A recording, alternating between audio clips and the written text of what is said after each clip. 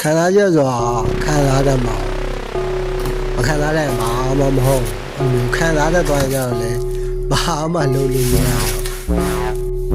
ခံစားချက်ကိုကုန်ရမ်းနေတဲ့ပုံလုံးလာတွေနဲ့လုပ်ပြီးတော့ပြန်အထုတ်ရတာအဲ့ဒါလူပညာလားအစိတ်တောက်တွေကိုတီးတီးရနဲ့စားရတယ်ဘောဟာတွေမွေးတယ်ကိုယ်နောင်ရှာနေပြည့်ရတယ်လို့ပုစုပတ်စံတယ်ပါ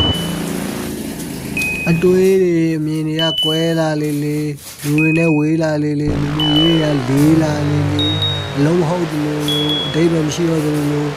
ခါလီကိုတန်ဖိုးမှမရှိတော့ဘူးအဲ့လိုတန်ရာကြီးอ่ะ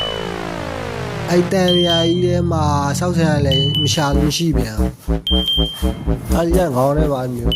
ငါဆောက်သုံးကြတာပါငါဆောက်သုံးကြတာပါငါဆောက်သုံးကြတာပါအဲ့လိုမျိုးကြီးပက်တင်ထက်တယ်ငါဆောက်သုံးကြတာပါငါဆောက်သုံးကြတာပါနောင်တတွေ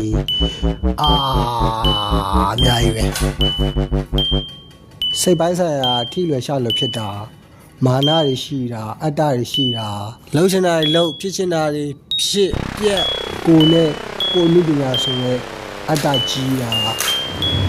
ကိုတို့ကကိုရှာပြီးတော့ဒုက္ခကိုထုတ်ပြနေရတဲ့ကောင်းကြီးမဖြစ်ချင်artist လားဒါလားလူပညာသမားဆိုတာဟော